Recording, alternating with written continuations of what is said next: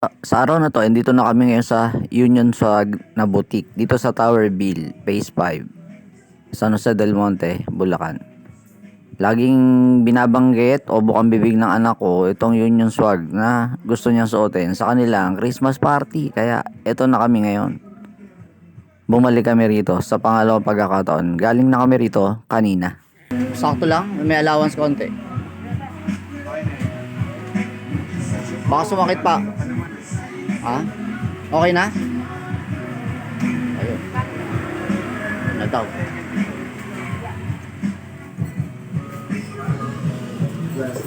Oh, bilangin mo. Wala, bumalik na kami dahil hindi ko na maharap yan sa susunod. Ayun. Dito kami.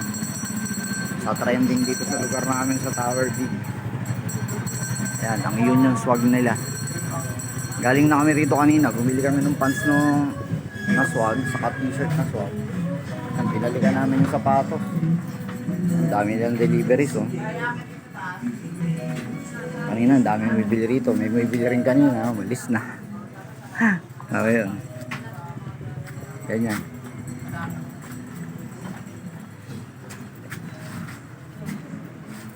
Ilan taon na ho yung ano nyo, shop, sir?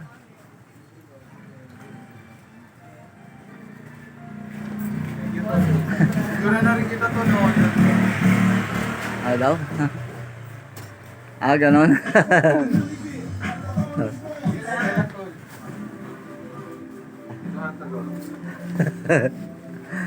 May picture taking pa.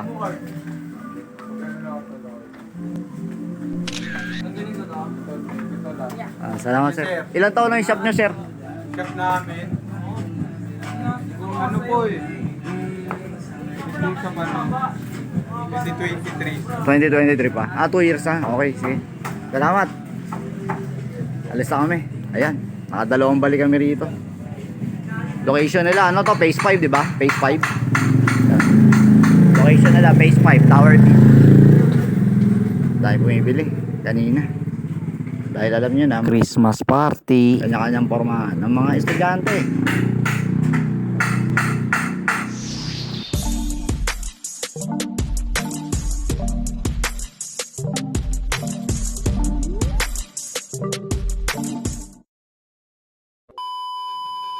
Pagkagalingan namin ng Union Swag, eto, pang-5 kami sa pila ng pagupitan. Haba ng pila.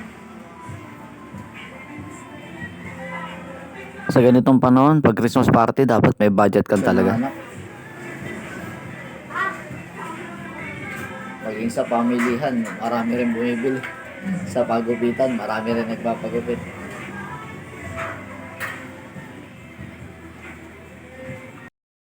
Sa wakas, siya na yung next. Hirap ng ano, alam nyo yung ganitong panahon. Kinukulit ka na pang clothing, pang sapatos, pang pagupit.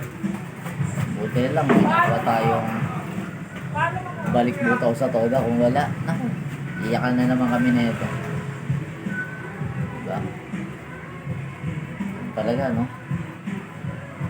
Third year high school na si Nigel. Hopefully, sana makayanan ko pang paaralin to. Humihina na kasi ito. Parang kailan lang maliit pa na bata ito na sinasamahan ko sa pagupitan. Umiiyak-iyak pa, ngayon okay na siya.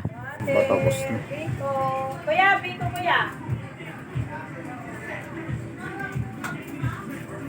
Isa lang, bahuwi na kami. Tapos na rin. Mga ahita na lang pati. Pagkatapos na tapos na. Yan. Bayad time na. So yun, kauwi lang namin sa bahay. Yan. Busy na siya sa mga gagamitin niya sa Christmas party niya. Ito yung t-shirt niya. Umiilaw. Ayun, nagre-reflect daw. Kuno. Totoo naman nagre-reflect. Nagre-reflect nga siya. Totoo naman yung short. Yan. XL, pag bibili sila, dapat yung hanggang tuhod. Lagpas tuhod. Ayun. Mga hip-hop hooray. Lagpas tuhod daw na short. Pero depende sa kanila. So, yun nga. Pangit. Yan. Kumbaga sabihin natin yan. Yan yung nagustuhan niya. Alam niya na, imitation.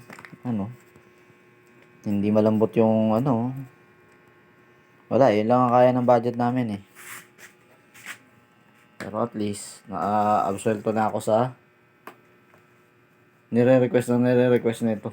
Clothing, sapatos, yan, pagupit, bagong gupit na.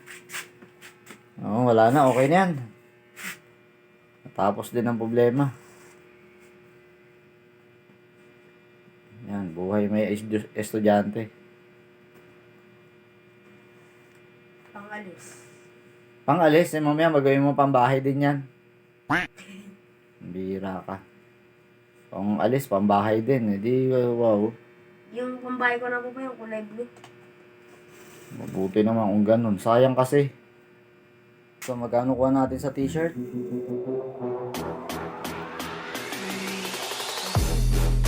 500, 400. Right? Ano? Kaya nga, 500 yung t-shirt. The price ko na. 400. Ayan. Ano yan yung harap? Tapos yung likod. May maliit din na swag na sa isa. Yan yung mga gusto ng kabataan. Tapos yung sapatos niya, 470. Air Pagupit niya, 80. Hindi wow. Air Force 1, black. Yun daw ang tawag dyan.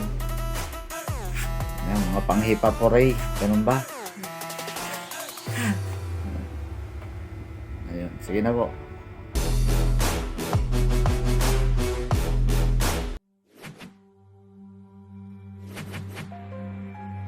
Just go, John.